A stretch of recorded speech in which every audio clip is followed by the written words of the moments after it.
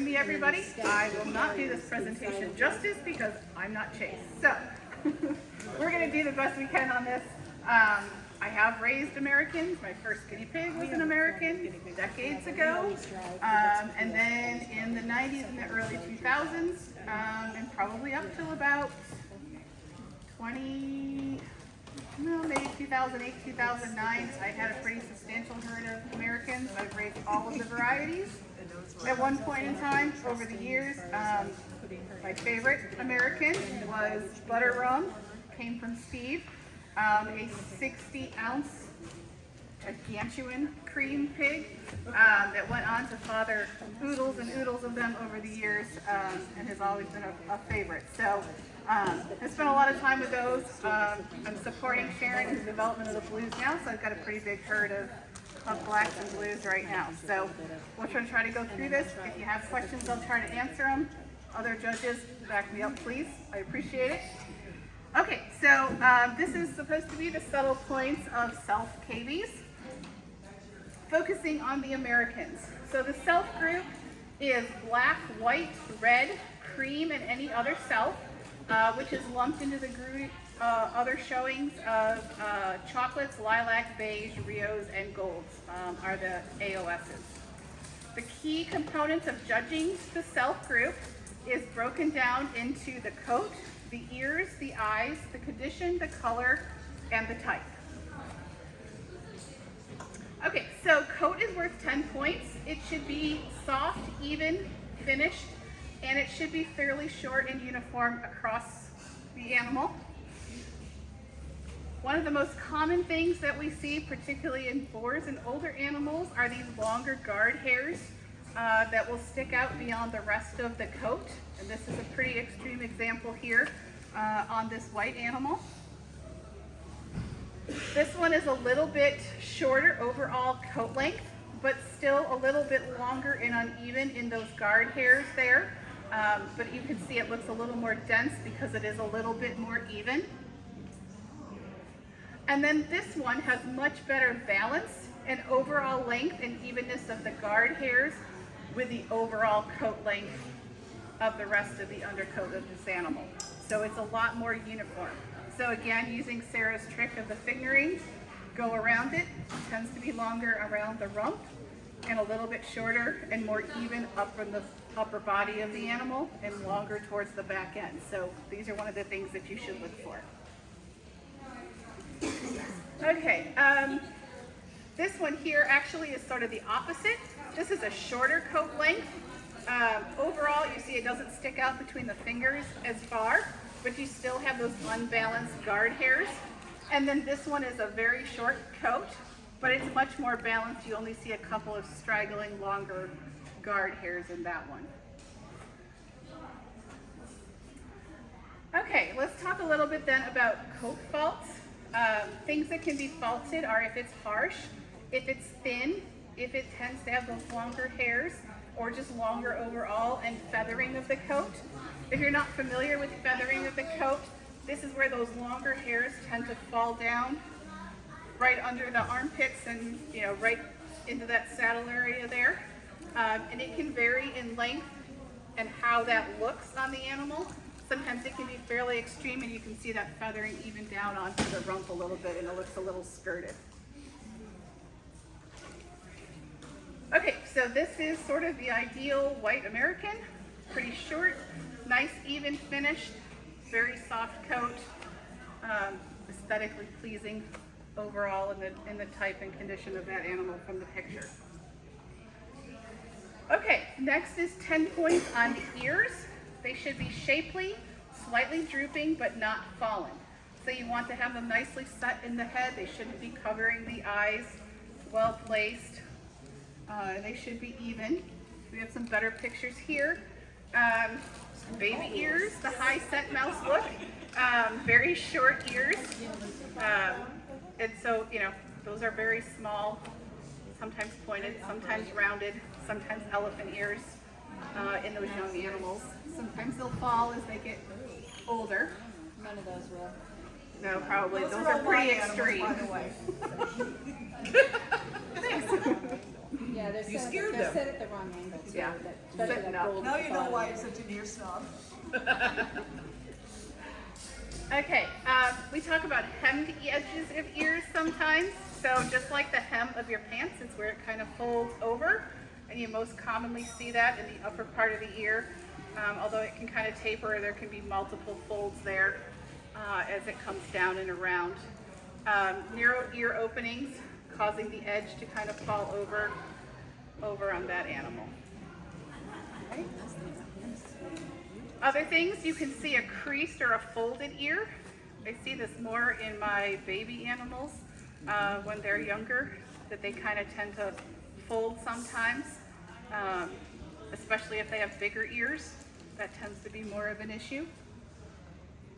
I find if you press them as babies, press them out as babies, Yeah. it often will fix it. The Yeah. hymns you can press Yeah. out, and Yeah. I see lots of people that don't do that. Yeah. Yeah. You can press that out. Yeah. I mean, it's still You've good got to there, start but it it'll as very look young bad. baby, but yeah. You can fold it over. What happens Yeah. sometimes the ears get stuck on the inside. You clean the stuff off between it and cool, and you're less likely to fall apart afterwards. And I find if they're first time mothers too, that they don't do a good job of cleaning those ears, and then that little bit of like leftover stuff sticks on there. And if you don't get it cleaned off, they sort of fold that way. So the ears on this one are well shaped, well placed, you know, balanced in size for the head and the eyes and the overall ear. You know, and they're falling nicely there. So you're looking for ear placement at the corner of the eye, not any farther forward than that. You don't want it to be disturbing the eye of the animal when you're looking at it. So when you're looking at it in profile, you should be able to clearly see defined ear, defined eye. They need to be relatively level and balanced. You don't want those vertical ones that we saw in the mouse ears. They should be dropping down and well placed on the head. Okay, now we'll talk a little bit about eyes. 10 points here. They should be large, bold, and bright. I'll talk a little bit about PI. It's not on a slide, but watch it with those rounder heads. Bigger, bolder eyes as they get older tend to have the PI potential there. But sometimes if they have those really golf ball heads, you'll even see it in the baby animals too. So watch for those as well. But this is a very nice example of nice clean eyes here. This one, slightly undersized eye maybe, doesn't quite balance with the head and the ear. It's a very zoomed in picture, but you know, pretty large ears there, but you can tell it's probably a pretty big chunky animal as well.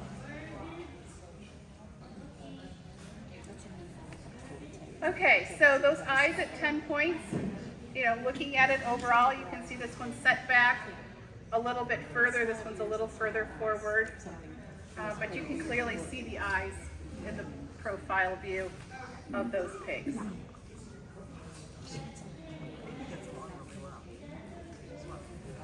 Okay, so how do you judge an eye if the ear is oversized and it's just covering it up? So how do you look at that? So same idea, if you do have a large eared animal, lift that ear up, pull it back, take a look at those eyes when you're looking it over, and you should be able to see a nice large bright eye under there, and then that's more of a fault towards the ear than the eyes of the animal. But overall type, it should be set back a little bit further. Oh, can I ask the judges a question real quick while we've got this slide up? I judged a show recently, and some of the exhibitors, because these get teared out so much, I had them tagged back here. Oh, yeah. So if you get an animal that doesn't look like it's got an ear tag in, check here and see if it's here. There's nothing in the standard that says where they have to be tagged. It just says on the ear. So that's something maybe the standards committee would like to consider. Maybe we make it standardized that they go on the front fold. I mean, I've seen them here, here, here, and now this is the first time I've seen them way back here. I haven't seen that. There, they can get their nails. I thought it was told. They get their nails hooked in there. Well, I know that. That's what I told the people who did it, but it was the first time I'd seen it, so I just thought I would let the group know that that's another place to maybe look. If you get an animal that doesn't look like it's tagged, well, check back here because I almost missed it. I saw at that same show we had a tattoo. Yeah. And I hadn't seen a tattoo for 20 years. I had to go My to the very standard my very to first see guinea if it pig was still allowed tattooed. or not. It is still allowed, yeah. I just had to see what it's about. So I have a question for the judges then too. When we looked at the hemmed ears in the previous picture, what do you do when somebody tags an animal very young or the ear gets pinched in there and creates that artificial fold in there? I recommend they pull out the tag and re-tag it Re-tag it? because they put it in too tight. Yeah. I mean, I had one that I did a youth show just recently, and I had one pig that it was almost tagged from the front to almost the middle of the ear. Oh, wow. It was really bad, and I actually helped them take it out. And I said, wait 2 weeks, retag this pig. It's the first time it's been shown. No legs. There was no legs in the show. I think I had 18 animals. And I just told them to retag it. So, Then you don't get any issues with the hole. no, it'll fill in. It might leave a little. It was a very young animal, and just by force of having to get that out, we got it bleeding a little bit. So that actually works in its favor to heal up. So yeah, it doesn't. But there's also a rule in the standard too that if damage was caused by an ear tag, we are not to fault it. Yeah. So even if you get one that's completely been ripped out, got a big rip in the air, and it's been retagged either a little lower or inside the rip, Yep. we're not supposed to even comment on it. Okay. Sorry. Okay, so just to review, kind of ears, eyes, 10 points each on those. You know, for example, a better example there on the right-hand side. Okay, condition. We've got 10 points on condition. The ACBA condition standards: firm in flesh, not to be soft, flabby, or thin or bony. Flesh and firmness is to be even over the whole body. So again, you got a pretty smooth, even pig. You can visually see that even in the picture there. You know, should have a firm, smooth, solid feel, a tight midsection, you know, wide, full shoulders supporting that crown at the front end. You shouldn't have a whole bunch of pudge in the middle or be super skinny and then hang up on those hips. Okay, you should also have an even width and be smooth throughout that midsection and the shoulders. So it should be even and uniform. You shouldn't see a cinched in belly and you shouldn't see pudges hanging out the side. So watch for that when you pose the animal. So it's always good. We're used to seeing pictures of them in profile. So it's always good to look at them top down as well. Okay, here this animal you can see, this is the little pudgy love handles there on the side, a little narrower in the shoulder compared to that midsection, but you can see that that is a softer condition there in that midsection. This is very common in the older animals, especially sows after a litter, but generally just as they get older and past their prime, they tend to get a little softer around the middle. I see it a lot in news shows. Yeah. Sometimes it's their only pig, and the pig will be 3-4 years old. And it gets lots of treats, right? Yeah. Okay, so here's just a few other examples, and even in a side profile, if it's a little chubbier, a little softer through the midsection, you'll see it there compared to a nicely positioned in condition animal as well. Okay, color. 30 points here, broken into surface color, undercolor, and belly color. You should have that consistent color, whatever that body color is, carried all the way to the base. You shouldn't have it fading and having that look different overall. Younger animals with that baby coat as it's coming out may give you that kind of textured halo look to it, but in general they should be solid color, and that belly color in a self animal should obviously match the upper colors and not have the beauty or the tan belly band to it. Creams are one of the hardest in working through this, to have that really, really light upper color and not have a lot of fading so that it almost looks agouti-ish with sort of two different tones to it, because that undercolor shows through, giving us sort of a splotchy mottled condition. And very clearly you can see how faded it is from top to bottom in the hair here. This one is much better, only a slight fade in the undercolor on that one. But you can see this in all in blacks, reds, lilacs, all of them can have this happen to them. Okay, 30 points for color on whites as well. All one color, all white. So heavily faulted for staining on the bellies or hip. Here you can see this one is very pearly white. A little hard to see on the screen here, but that one's definitely got some shading to it and looking a little bit yellow. They shouldn't be faulted for a slight staining on the lips from vegetables, commonly carrot lips, or green, you know, or strawberries or watermelon or something like that. Most breeders know enough to not feed them those days, but it can linger for a while.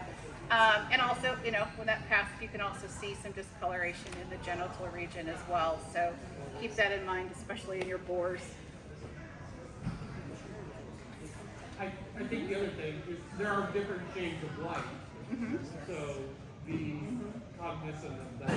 Yeah, and your color of your lights will make a big difference as well. Yeah, your lights. If you got yellow lights, you're dead. Yeah, can't tell at all. Different prices of light. Remember those orange lights, Mary Lou? Yeah. Okay, so 30 points on type.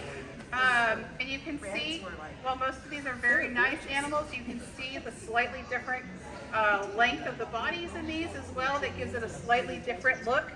This one's hunched up a little bit more, you know, pulled up more. It hasn't settled into its pose as much. This one's sort of sitting, and there's a little bit of saggy midsection there. This is a little shorter body animal compared to this one as well. Okay, head shapes and faults here. The American head should not be long and flat, nor short and round.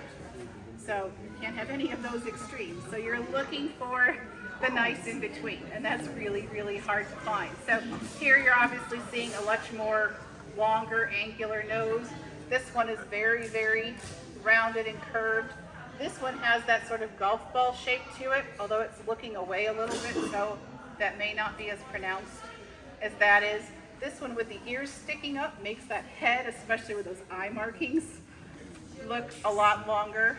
You have to look out for blazes too, because sometimes there'll be an optical illusion. Yeah. That makes it look longer when it really isn't. Yep. Or if it's a wide blaze, it makes it look sort of fanned out and wider. The top one is really pretty. This one, yeah. That one's a pretty one. It looks pretty good. Nice and Roman, you can tell it's fairly broad. Where it goes in. Okay, so we talk about Roman noses, right? We say we don't want golf ball heads, we don't want pointy heads, we want Roman noses. So what does that mean? A Roman nose is more of a hooked or an aquiline nose. It's one with a prominent bridge, which gives it the appearance of being curved or slightly bent. So you've got this bend here in the nose as opposed to being very, very straight. So aquiline comes from the Latin word aquilinus, which means eagle-like in reference to the curved beak of an eagle. So think about that curvature. That's what you're kind of going for. So you're looking for that shape to come down that same way, and it should taper nicely from that crown, carrying forward.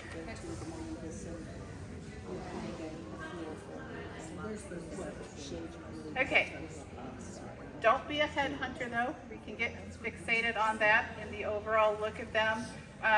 You know, this might be a little bit more rounded golf ball. This one's a little more Roman, a little bit longer. But the angle can vary on those too. If it's looking a little bit more away from you as opposed to more towards you, that can change a lot in the appearance of them as well. All right, questions on South Americans? Okay. You did amazing. There's a question in the back. You did have one Okay, question in the back. One in the back first. Yes. Why is two rounds? Yeah, it can be too round. It can be too round and too golf ball, roundish shapes. Where was that one? Right there. That The was one right in Yeah. See how it's really, really round? And if you hold a ball up against it, you can see that it would be very, very circular. About 80% of those will also have a coat fault.